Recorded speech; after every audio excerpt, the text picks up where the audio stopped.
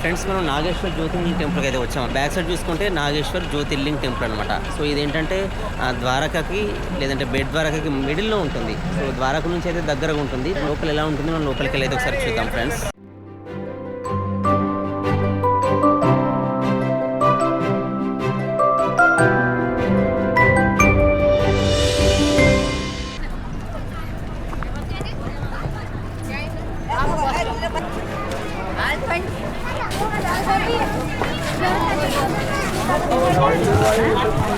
వచ్చేసి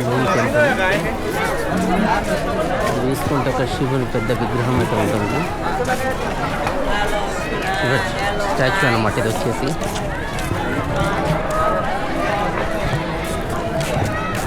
ఈ స్టాచ్యూ పొడవు 20 మీటర్లు లేదంటే 80 అడుగులు ఎత్తైతే ఉంటుంది. ఇది ఒక శివుని విగ్రహం అనమాట. ఇది ఇక్కడ స్పెషల్ అట్రాక్షన్గా ఉంటుంది. చాలామంది విజిటర్స్ అయితే ఇక్కడికి వస్తారు. సో దీనికి చాలా పెద్ద హిస్టరీ ఉంది. మన ఇండియాలో ఉన్న జ్యోతిర్లింగాలలో ఈ నాగేశ్వర జ్యోతిర్లింగం అనేది చాలా స్పెషల్ అనమాట. ఇది గుజరాత్లో ఉంటుంది. సో ఇది చాలా పవిత్రమైన జ్యోతిర్లింగంగా దీన్ని అయితే నమ్ముతారు. మన దేశంలో ఉన్న 12 పవిత్రమైన జ్యోతిర్లింగాలలో ఈ నాగేశ్వర జ్యోతిర్లింగం కూడా ఒకటనమాట. అయితే దీని గురించి శివ పురాణంలో కూడా చాలా లోతుగా దీని గురించి ప్రస్తావించబడిందని అయితే అంటారు. సో దీనికోసం పురాణ గాథలు కూడా చాలా ఉన్నాయన్నమాట. సో అవి ఏంటంటే దీన్ని దారుక అంటే ఈ ప్రాంతాన్ని దారుక అనే రాక్షసుడు మరియు శివభక్తుడైన సుప్రియ అనే ఒక వ్యక్తికి సంబంధించిన హిస్టరీ అయితే ఉంటుంది. అయితే ఈ రాక్షసుని పాలనలో పార్వతీదేవి నుంచి వరం పొందిన దారుక అనే రాక్షసుడు ఈ దారుక వనం అనే ఈ ప్రాంతాన్ని లేదంటే ఈ అడవిని పరిపాలిస్తాడనమాట. సో అతను భక్తులను చాలా బంధించి హింసించేవాడు అనమాట. సో దాంట్లో ఒక భక్తుని పేరు సుప్రియ అనమాట. అయితే అతను జైలులో ఉన్నప్పుడు ఓం నమ శివాయ అని చెప్పి మంత్రాన్ని పఠిస్తూ శివునికి పూజలు చేస్తూ ఉండేవాడు అనమాట. అయితే ఈ మిగతా బందీలుగా ఉన్నవారిని కూడా ఇదే మంత్రాన్ని జపించమని ఈ సుప్రియ అనే భక్తుడు వాళ్ళని ప్రేరేపిస్తాడు. అంటే మీరు కూడా ఓం నమ శివాయ అనండి అని చెప్పి మిగతా బంధించి ఉన్న వాళ్ళకు కూడా ఇతను చెప్తాడనమాట. అయితే ఇలా అందరూ చెప్పడం వల్ల ఏంటంటే ఈ శివుడు వీళ్ళందరికీ ప్రత్యక్షమయ్యి ఈ దారకాసురుణ్ణి సంహరిస్తాడనమాట. సంహరించి వాళ్ళందరినీ విడిపించి అదే ప్రదేశంలో జ్యోతిర్లింగ రూపంలో శాశ్వతంగా నివసించడానికి నిర్ణయించుకుంటాడు.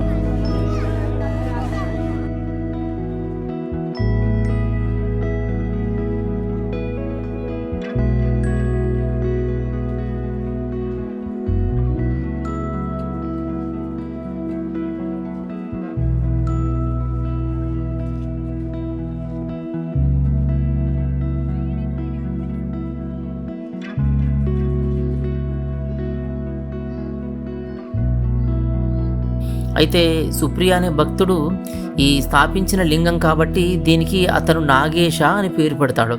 అయితే ఇది శివునికి సంబంధించిన రూపం ఉంటుంది కాబట్టి నాగేశ్వర్ అనే పేరు వచ్చింది. అయితే దీని అర్థం పాములకు ప్రభు అని అర్థం అనమాట. ఎందుకంటే ఆయన భక్తుల్ని ఆయన రకరకాల విషయాల నుండి భౌతికమైన ఆధ్యాత్మికమైన విషయాల నుండి కూడా రక్షిస్తాడు కాబట్టి ఈ విధంగా పేరైతే పెట్టారు.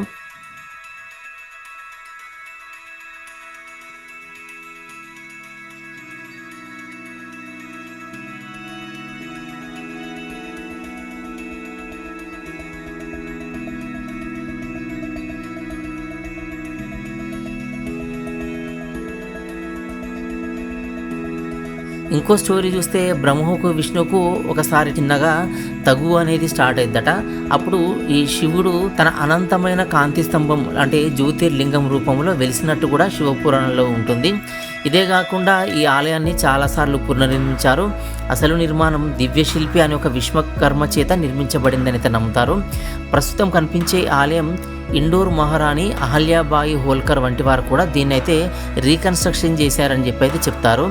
ఈ ఆలయంలో శివలింగం స్వయంగా వెలిసిందని అయితే చెప్తారు. ఇది దక్షిణం వైపు ముఖం ఉండే విధంగా దీనిలో శివలింగం అయితే ఉంటుంది. నామదేవ్ అనే భక్తుడిని గౌరవించడానికి ఇలా ఈ దక్షిణం వైపుగా ఈ శివలింగం అయితే ఏర్పడిందని కూడా నమ్ముతారు.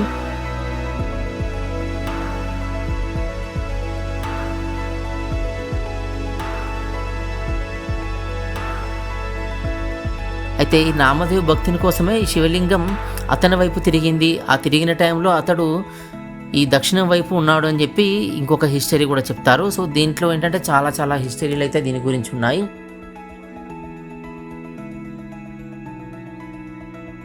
పన్నెండు జ్యోతిర్లింగాల్లో ఇది కూడా ఒక పవిత్రమైన స్పెషల్ జ్యోతిర్లింగం అని అయితే చెప్తారు. సో ఇది ద్వారకాకి ఎవరైతే విజిట్ చేస్తారో ద్వారకాకి బేట్ ద్వారకాకి మిడిల్లో ఉంటుంది. ద్వారకా నుంచి అయితే ఈజీగా దీన్ని రీచ్ అవ్వచ్చు. బేట్ ద్వారకా నుంచి అయితే కాస్ట్ ఎక్కువ తీసుకుంటారు ఇక్కడికి రావడానికి. సో ఇక్కడ ఏంటంటే చాలా స్పెషల్ అని చెప్పి చాలామంది అయితే వస్తుంటారు ఇక్కడికి.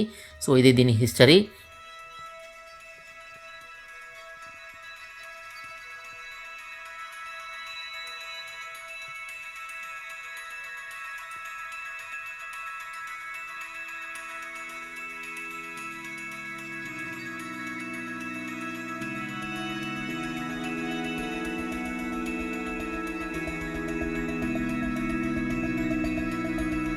సో ఇంకా చూస్తే ఇక్కడ వెదర్ కానీ అట్మాస్ఫియర్ కానీ చాలా ప్లెజెంట్గా ఉంటుంది చూడ్డానికి. ఇక్కడ ఇంకా చాలా లొకేషన్స్ అయితే ఉంటాయి. సో మనం ఈ ప్రజెంట్ బ్యాక్ సైడ్ అయితే ఉన్నాము. ఈ కొంచెం ముందుకెళ్తే ఇక్కడ కొన్ని ఈ శివుని సంబంధించిన లేదంటే ఈ పాములకు సంబంధించిన ఇక్కడ విగ్రహాలు అయితే ఉంటాయి చూడండి. మనమైతే అక్కడికి వెళ్దాం ప్రజెంట్.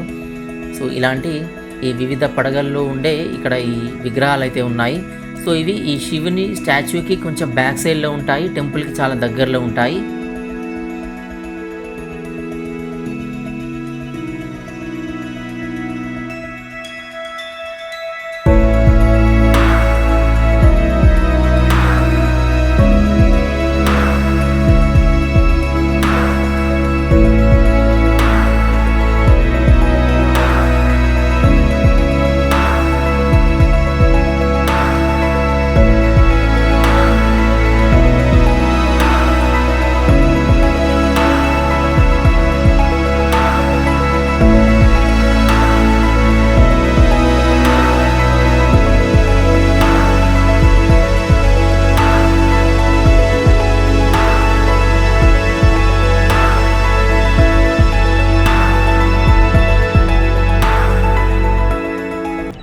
చూడండి నాగేశ్వర్ జ్యోతిర్లింగ్ టెంపుల్ అనమాట. సో మనం కొంచెం లోపల వైపు అయితే వచ్చామన్నమాట.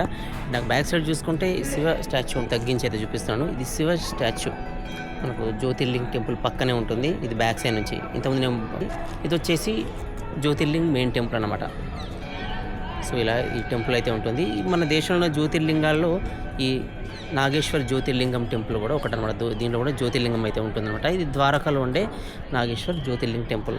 సో చూడవచ్చు బ్యాక్ సైడ్లో. ఈవినింగ్ అయింది కాబట్టి వ్యూ అయితే ఎక్సలెంట్గా ఉంది. సో అటు చూసుకుంటే సన్సెట్ అవుతుంది. మనకి చెట్టు చాటున సన్ అయితే ఉన్నట్టు చూడొచ్చు. చీకటి పడుతుంది. So main temple.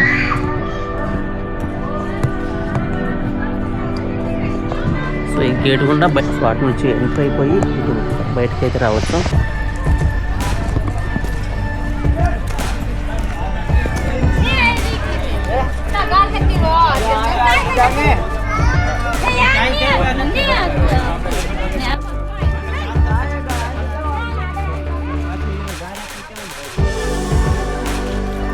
So present ఇక్కడ వెదర్ ఈవినింగ్ అయింది.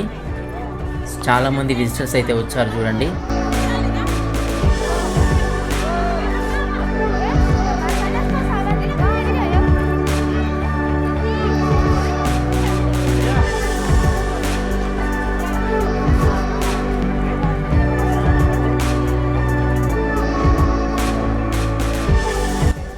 ఫ్రెండ్స్ ఇక్కడ నేను ఐడెంటిఫై చేసింది ఏంటంటే ఇక్కడ ఆవులకి చాలామంది ఇక్కడ దానా వేస్తున్నారు. వాళ్ళకి అంటే ఆవుకి ఫుడ్ వేస్తున్నారు ఇక్కడ. సో చూడండి మనకి ఇక్కడ చాలా ఆవులు కనిపిస్తాయి. మనం ఎంటర్ కాగానే ఎంట్రెన్స్ దగ్గరనే మనకు ఈ ఆవులకు సంబంధించిన ఫుడ్ అయితే అమ్ముతారు. అంటే కొన్ని గింజలు కానీ అలాంటివి అయితే ఇక్కడ అమ్ముతారు. అవి తీసుకొని ఇక్కడ ఫుడ్ అయితే వేస్తున్నారు. సో ఇక్కడ ఈ జ్యోతిర్లింగం అనేది స్పెషల్ అట్రాక్షన్. దాంట్లో ఈ శివుని విగ్రహం అనేది స్పెషల్ అట్రాక్షన్గా అయితే ఉంటుంది. సో ఇది దీని గురించిన హిస్టరీ అనమాట. సో వీడియో అయితే మీకు యూస్ఫుల్గా ఉందనుకుంటున్నాను. వీడియో మీకు నచ్చితే లైక్ చేయండి. ఇంకా మన ఛానల్ అయితే సబ్స్క్రైబ్ చేసుకోండి. వీడియోస్ అన్ని మీ ఫ్రెండ్స్ కూడా యూస్ఫుల్గా అనిపిస్తే వాళ్ళకు కూడా షేర్ చేయడం అయితే మర్చిపోకండి. So don't forget to like, subscribe and share. Thanks for watching.